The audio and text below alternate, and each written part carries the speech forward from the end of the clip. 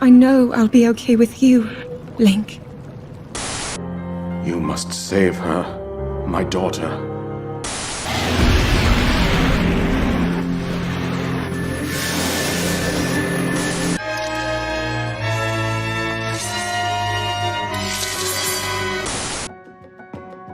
The future of the Legend of Zelda franchise.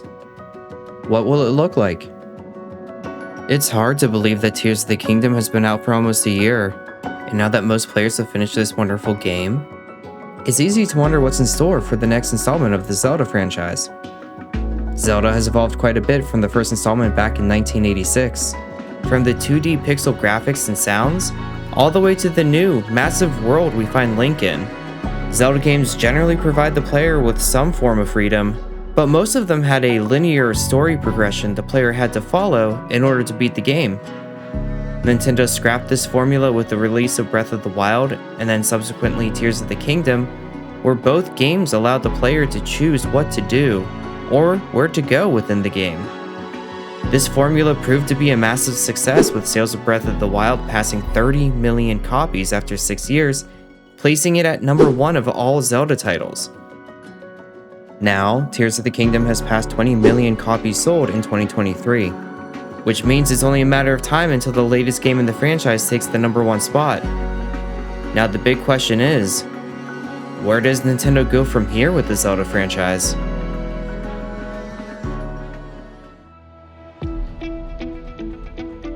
When developing a video game, there are 7 stages that every developer utilizes. These are planning, pre-production, production, testing, pre-launch, launch, and post-production. Given that Tears of the Kingdom is still within its first year since launch, Nintendo is likely to be in the planning stage of the next Zelda title. Will the next game be a trilogy for the era of the Wild, or will they create a brand new Link in Zelda? Will they stick with the open world format, or will they go back to a more linear story progression? These are all questions that must be answered during the planning stage that Nintendo is currently in, but it's fun to theorize what the next game could look like. In doing so, I've identified the 5 most important concepts to speculate. We've touched on the first concept a little bit already, which is the format.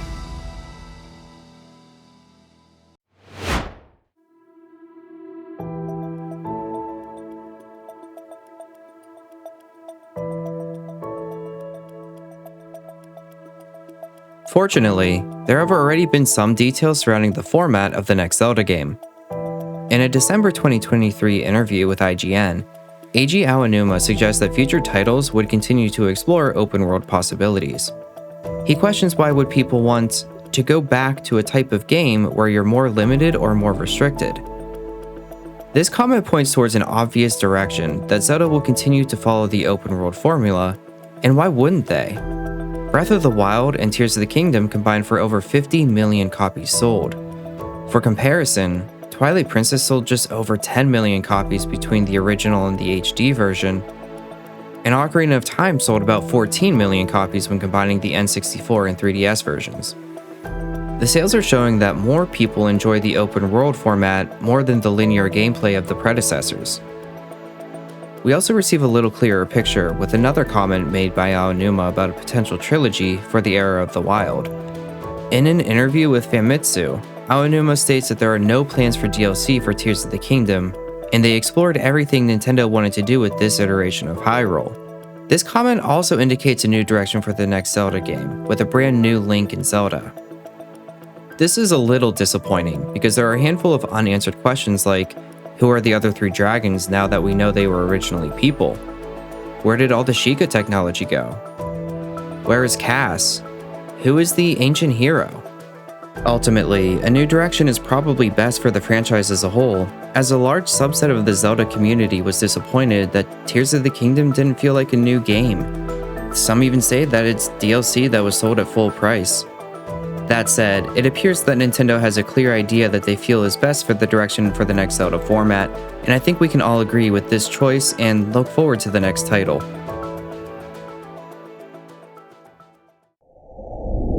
The format of the next game is the most concrete information Nintendo has provided so far. Being in the planning stage, it makes sense that they wouldn't have much to reveal about the next game, and of course, Nintendo can pivot from these remarks at any point during development. But as important as the format is for the next game, so is the second concept, which is the art style.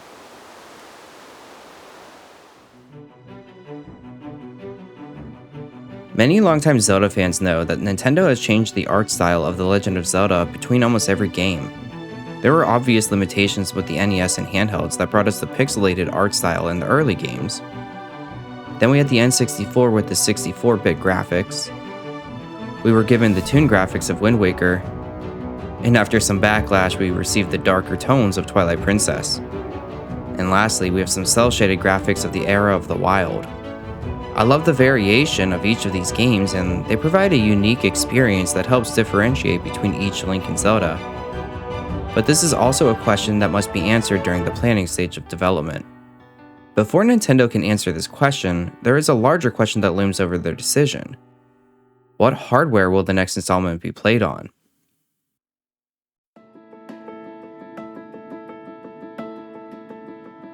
It's no secret that the Nintendo Switch is nearing the end of its life, and the rumors of the Switch's successor will be available in the next year or two. The updated capabilities of the next console will determine the amount of detail that can be implemented in the art style of the next Zelda.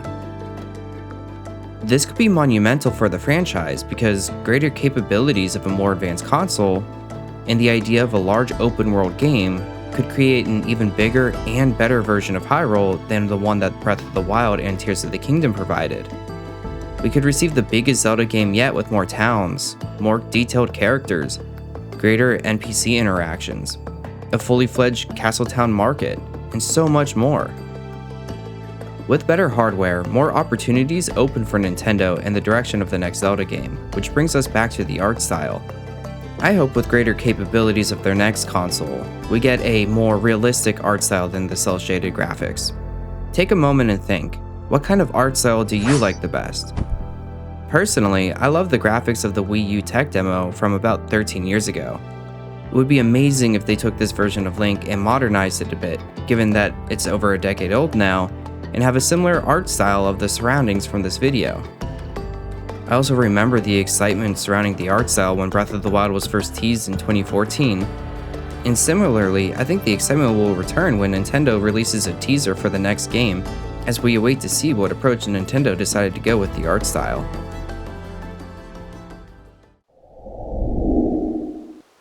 With our first two topics identified, we can see the skeleton of the next potential Zelda game start to take shape. We'll likely have a new, open-world Zelda with a fresh art style. Our third concept may be just as important though, which is the characters.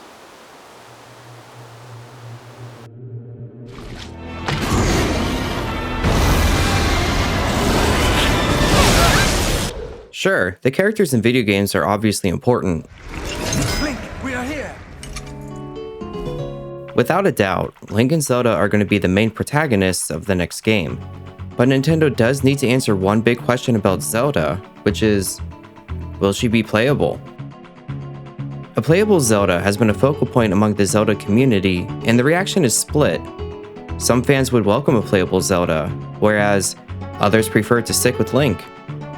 There are also those who are indifferent, but a playable Zelda may be in the pipeline in the future. In Aonuma's December 2023 interview with IGN, he was asked about a playable Zelda in the future. He states, "There's always room for thinking about this type of thing and Zelda's role, and there may be some sort of possibility for something like that in the future." Nintendo took a huge risk changing the format of Zelda with the Era of the Wild, and removing almost all limitations in the game. They may be inclined to take another risk and have a different playable character which could be Zelda. Nintendo is always open to taking these risks and trying something new. However, in all likelihood, if Zelda became a playable character, she probably wouldn't be the main playable character. That title would likely still be held by Link, but there may be segments that we would play as Zelda, either with or without Link there. A good example would be the Anjo and Kafei quest in Majora's Mask. Towards the end of the quest, Link and Kafei have to navigate a maze and open doors for each other before the Sun's Mask falls down a pit. In this portion of the quest, the player is able to control Kafei. This portion only lasts about a minute, but Nintendo could adopt certain aspects from this quest in Majora's Mask and implement those ideas in the next Zelda game, with Zelda being a playable character. If Nintendo were to add Zelda as a playable character in the next game, I do think they would start slow with this concept. She probably would only be playable in limited portions of the game, and if the player base has an overwhelmingly positive response to this approach, her playable role could increase in future games. Personally, I would love it if Zelda were playable in dungeons, and she and Link would have to work together to solve puzzles and progress through the dungeon. In this example, the player would need to control both characters at different parts of the dungeon in order to reach the boss. Her NPC could even help fight the bosses in each dungeon, similar to how she's helped fight Ganondorf in previous games. In the end, I do think it's unlikely that Zelda would be the main playable character in the next game, but it's certainly possible that we may receive some part of the game where she's playable, even if for just a little. The next decision Nintendo will have to make is, who will be the antagonist? Will it be Ganondorf, or a new villain? Interestingly, we may have this answer already. One of the most important items in the Legend of Zelda series is the Triforce, which is synonymous with Link, Zelda, and Ganondorf. In both Breath of the Wild and Tears of the Kingdom, the Triforce wasn't really a central point in the game. There wasn't much talk about it. Characters weren't trying to use or steal it. It just wasn't really around. Given that it's been since Skyward Sword in 2011 that the Triforce has been a plot point in a mainline Zelda game, it may be likely to make an appearance again in the next game. And since Ganondorf is synonymous with the Triforce of Power, it's likely that Ganondorf will be in the next Zelda game as well. And lastly, how can we forget about our minor characters, our NPCs, the heroes who also interact with our main protagonists? There are a handful of races in the Zelda games including Hylians, Zora, Gorons, Rito, Gerudo, Kokiri, Minish, and so much more. Not all of these races make it into every Zelda game, and Nintendo will have to determine which ones to include or maybe add more to the series, similar to how the Zonai were recently added. These characters and their villages serve as important drivers to push forward the story, and depending on who Nintendo decides to include, would ultimately shape the narrative of the plot. The protagonists, antagonists, and minor characters are currently being discussed in the planning stage of development, and we'll eagerly wait to see which characters Nintendo will include in the next game. Characters help drive the narrative of the story, and through them, Nintendo will be able to shape the plot of their next game. How these characters interact with each other through their dialogue is also important. There are many ways characters can interact with each other in video games, such as through text boxes, hand motions, or it can be the next point on our list, voice acting. We already know that Breath of the Wild introduced a flurry of new features to the Zelda series, which includes the addition of voice acting. Halt and face me. This was new for the franchise and generally is viewed as a welcome addition by fans of the series. The next game will likely include voice acting again for specific characters, but one question Nintendo will address is, will Link finally have a voice? Link has predominantly been a silent character. Sure, Link has some response options when conversing with NPCs that the player gets to select. As a quick recap, Princess Zelda's voice acting debuted in Breath of the Wild, with a few other NPCs getting voice acting as well. Next, Ganondorf received a voice actor in Tears of the Kingdom, which leaves Link as the final character who may receive a voice actor. Nintendo executives have long stated that Link is silent, a blank slate for the player to project themselves onto, and there's a good chance that Link remains silent in the next game. But let's take a step back and look at this question from a zoomed out perspective because there's one major reason why Link may speak in the next game. First, let's take a look at the timeline of the most recent console releases. The original Skyward Sword was released on November 18th, 2011. Breath of the Wild was released on March 3rd, 2017, and Tears of the Kingdom was released on May 12th, 2023. There's roughly a 6-year gap in between each game, and the next one probably will be released around the same time frame, give or take a year or two. That being said, there is another major Zelda installment likely to come out before the next game, and that is the live-action Legend of Zelda movie. The movie was announced a few months ago, and as said by Miyamoto, they have been working on it for many years already.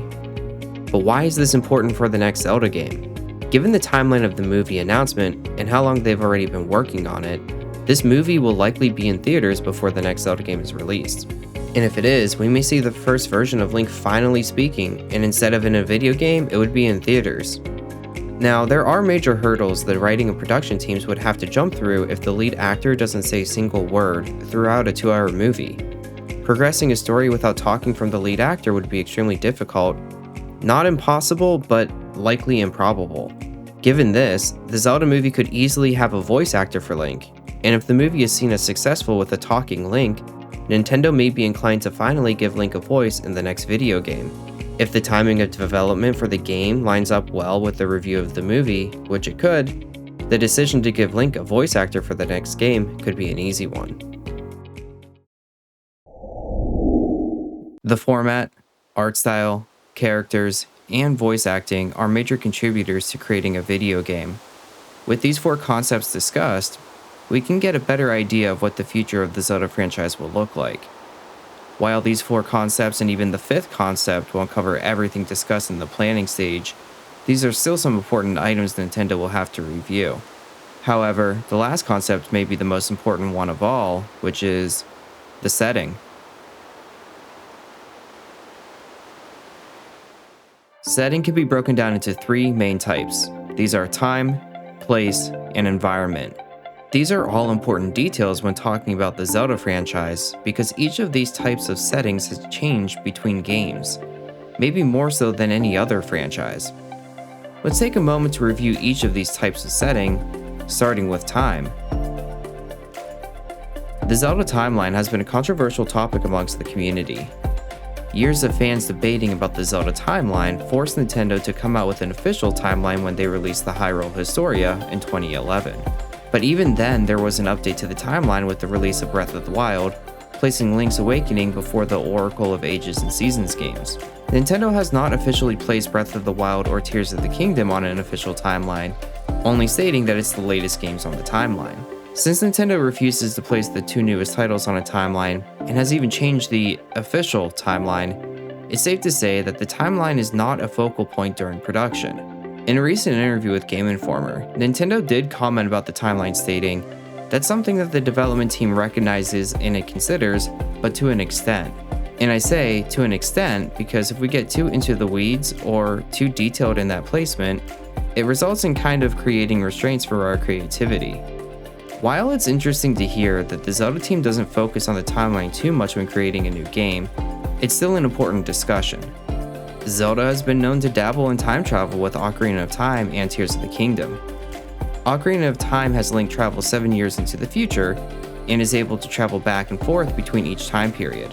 And Tears of the Kingdom also has Zelda travel back in time thousands of years. While determining what part of the timeline this next Zelda game will take place, Nintendo will also need to determine if time travel will be part of the story's plot, and essentially have 2 time periods to plan around. Now, whether having 1, 2, or more time periods in the next game is important, so is the next setting type, which is the place. The majority of locations that a Zelda game takes place in is Hyrule. There have been many variations of Hyrule, each bigger and better. However, there are a few games where Link does not traverse through Hyrule, such as Majora's Mask and Link's Awakening. In both of these games, Zelda isn't really present. She's referenced in a flashback in Majora's Mask, but that's it. Now keep me honest here and correct me if I'm wrong, but I don't think there's a Legend of Zelda game that Zelda was present that did not take place in Hyrule. Since we've already discussed Zelda will likely be in the next game within the characters section, that means it's likely that the next game will also take place in Hyrule. However, there is a possibility that the land will extend beyond Hyrule. In Tears of the Kingdom, Sidon's wife Yona gives us the biggest clue about land beyond Hyrule's borders. She says she is from another Zora's domain, which would mean there are other continents that could be explored. One thing we know, the next game will have a different map than the repeated map we received in Breath of the Wild and Tears of the Kingdom, and I'm sure there will be plenty of changes to the locations and scenery in the next game, which leads us into the last setting type, the environment. Tears of the Kingdom gave us the biggest environment yet. We had the sky, depths, and land where we could traverse. In each of the regions, there were areas to explore such as caves, mountains, ships, mazes, and so much more. It's hard to imagine Nintendo potentially going with a smaller map and not including most if not all of these features, but also continuing to expand on them. The big exploration type that the Era of the Wild was missing was underwater exploration, and the Zelda team could add this again to their next game. This feature could expand the map even further and provide new enemies and environments to explore. Imagine being able to explore off of the coast in Breath of the Wild, swimming underwater in this massive ocean that surrounds the land of Hyrule.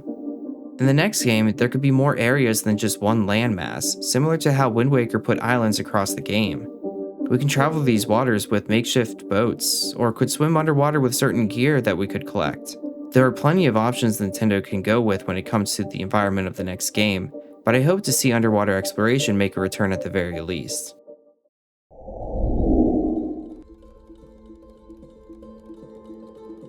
And here we have them, our 5 most important concepts Nintendo will discuss while developing the next Zelda game. It's evident that Nintendo stands at a crossroads, navigating the intricacies of player expectations, technological advancements, and creative innovations.